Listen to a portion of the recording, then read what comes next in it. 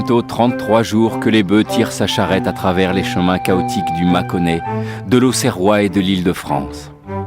Accablé de chaleur, Claude Brosse s'est accordé une halte, s'asseyant sur une souche à l'ombre d'un verger.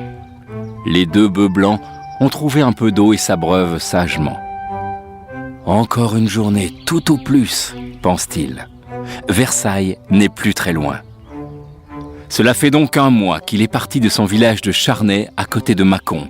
1 mois qu'il est seul dans les côtes à pousser ses grands tonneaux de vin. Il faut dire que c'est un costaud de près de 2 mètres, Claude Brosse. Il a la cinquantaine, des cheveux gris, des joues pleines et rouges, éclairées par des yeux verts comme des raisins. Au village, il avait annoncé son projet. « Je pars pour Versailles. Je vais voir le roi.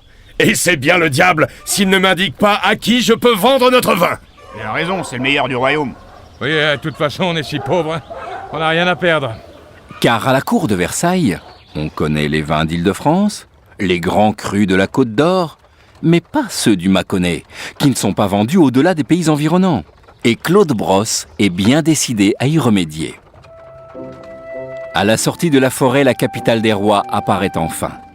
Le négociant de Charnay en Mâconnais découvre la ville. « Oh là, l'ami. Je veux voir le roi.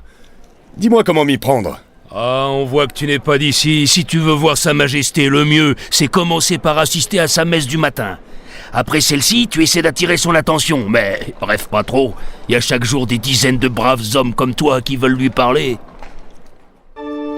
Le lendemain, durant l'office du matin, alors que l'assemblée est à genoux, Louis XIV remarque une tête dépassant toutes les autres. C'est notre négociant de Charnay, portant en lui l'avenir des vins du Mâconnais, qui domine d'une tête les puissants du royaume.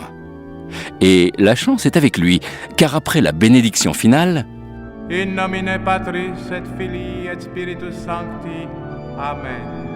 C'est Louis XIV lui-même qui interroge son entourage sur cet homme hors du commun. Quel est donc ce rustaud énorme au fond de la chapelle ? Je l'ignore, sire. Il se dit que c'est un bourguignon venu ici vendre son vin. Mais vous avez celui de Suresnes, sire. Ne perdez pas votre temps. Vraiment ? Faites-le don venir à moi. Et Brosse est enfin récompensé de son périple. Alors, mon bon, que voulez-vous ? Sire, c'est que nous produisons chez moi, du côté de Mâcon, dans votre duché de Bourgogne, le meilleur vin du royaume. Et à votre cour, beaucoup de grands seigneurs ne le savent pas. Alors je suis venu vous prévenir, pour que vous leur disiez. Ah, tu ne manques pas de souffle, bourguignon. Je connais ton pays, tu sais. Les premières vignes furent plantées chez toi par nos bons moines de Cluny. Fais-moi donc goûter ton vin, l'ami. Sans se démonter, notre homme, qui n'attendait que cela, lui tend alors un verre, guettant la réaction de l'homme qui allait décider de sa fortune.